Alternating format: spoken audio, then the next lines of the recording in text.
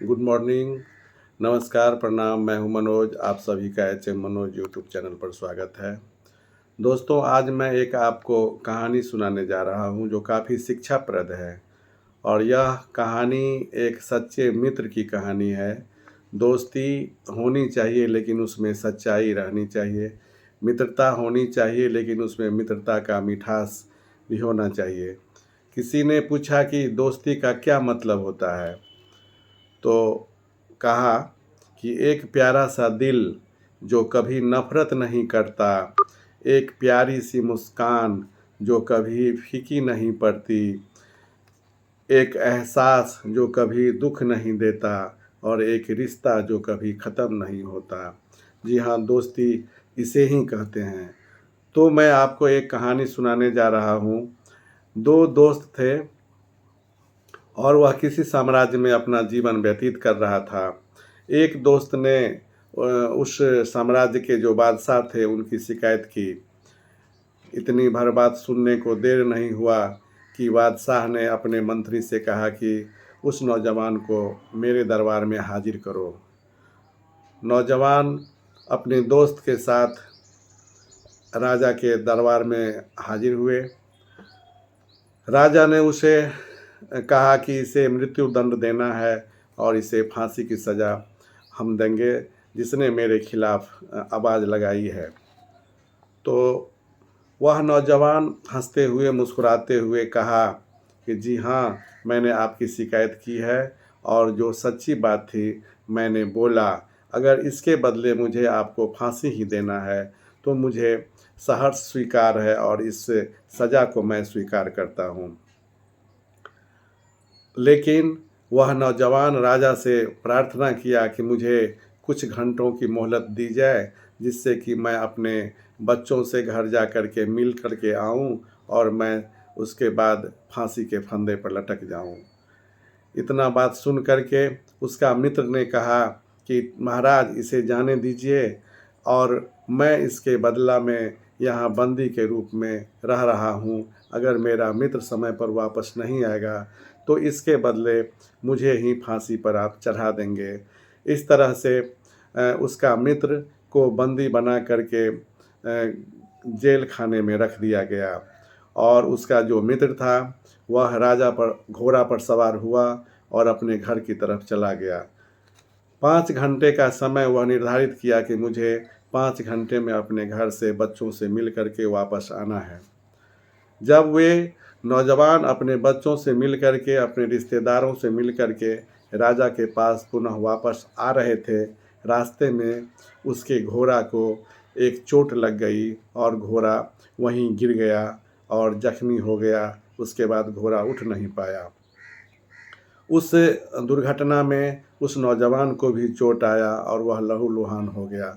उसे याद आया, मुझे तो समय पर राजा के दरबार में जाना है क्योंकि मेरा दोस्त वहाँ बंदी के रूप में है। वह किसी तरह से चलना प्रारंभ किया और राजा के दरबार में पहुँचने का प्रयास किया। तब तक उधर राज दरबार में समय पूरा हो चुका था, लगभग 6 घंटे का समय पूरा हो चुका था। तो बादशाह ने उसके दोस्त से कहा कि तुम्हारा दोस्त समय पर नहीं आया, इसलिए तुम्हें ही हम फांसी की सज़ा देंगे और तुम्हें हम फांसी देंगे। उसका दोस्त हंसते हुए कहा, बिल्कुल सही, आज मैं अपने दोस्त के काम आ जाऊंगा, मुझे ही फांसी देने के लिए आप ले चलें। जैसे ही उसके दोस्त को फांसी चढ़ाने वाला था, वह जख्मी युवक लड़खड़ाते हुए बादशाह के सामने हाजिर हुआ। कहा कि बादशाह कि राजा, मैं आ चुका हूँ, आप मुझे प्राण दंड, आप मुझे मृत्यु दंड दें। यह बात सुन कर के जो उसका मित्र था कहा कि नहीं नहीं, तुम तो पहले से ही घायल हो, यह मौका मुझे दो, मैं अपने दोस्ती का फर्ज मुझे निभाने दो, मैं फांसी के फंदे तक हमें लटकने दो। लेकिन उसका दोस्त कहा, ऐसा कैसे हो सकता है, सज़ा तो मुझे मिली है, फांसी पर तो मुझे लटकना है, फिर तुम्हें किस बात की मैं सज़ा दूँ। इन दोनों दोस्तों के बीच की बात राजा सुन रहा था और राजा देखा कि इन दोनों के बीच कितनी मित्रता है और राजा के आँख में, उस बादशाह के आँख में आंसू आ गए और कहा कि ठीक है, तुम्हारी दोनों की मित्रता को देख करके मैं इस मृत्युदंड को माफ़ कर रहा हूँ, मैं तुम्हें क्षमा दान कर रहा हूँ। और मुझे भी एक सीख मिली कि मित्रता के आगे कुछ नहीं होता है, और उन दोनों को रिहा कर दिया गया। तो दोस्तों, मैं आपको बताना चाहूँगा कि आप दोस्ती करें, सोच समझ के करें। अगर आपका दोस्त गलत काम करता है तो उसे समझाना चाहिए, और बात न माने तो उसे छोड़ देना चाहिए, उसका साथ छोड़ देना चाहिए। तो एक दोस्ती का बेमिसाल उदाहरण आपके सामने दिए कि दोस्ती सोच समझ करके होना चाहिए। इस कहानी से सीख मिलता है कि हम अगर हमारी दोस्ती सच्ची है तो छोड़ेंगे न हम तेरा साथ, ओ साथी मरते दम तक। ये बिल्कुल आधुनिक युग में चरितार्थ होता है। अपना दोस्त ध्यान से बनाओ, क्योंकि वैसे ही बनोगे जैसा तुम्हारा दोस्त होगा।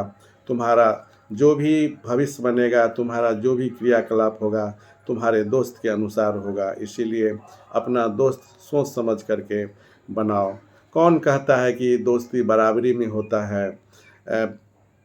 कृष्ण सुदामा की भी दोस्ती एक मिसाल है, जो गैर बराबरी में हुआ, और लंबे अरसों तक उनकी दोस्ती चलती रही। इस बदलते परिदृश्य में एक दोस्त तुम्हें बहला फुसला कर ले जाते हैं, और अपना स्वार्थ सिद्ध न होते हुए देख वह आपकी हत्या भी कर देते हैं। और इसी पर हमको एक याद आ गया लाइन कि दोस्त दोस्त ना रहा, प्यार प्यार ना रहा। तो दोस्तों, आप तय करें कि आप किस तरह के दोस्ती कर रहे हैं। आप कृष्ण सुदामा वाला दोस्ती कर रहे हैं, या जो बादशाह के दरबार में दोनों दोस्त का मिसाल दिखा वैसा दोस्ती करना चाह रहे हैं, या खाने पीने का रिश्ता बना करके आप चंद लम्हों के लिए दोस्ती बना रहे हैं, और एक दिन आप अपनी जान को भी गंवा बैठते हैं। तो निर्भर करता है आप पर कि आप कैसा दोस्त बनाना चाह रहे हैं। धन्यवाद।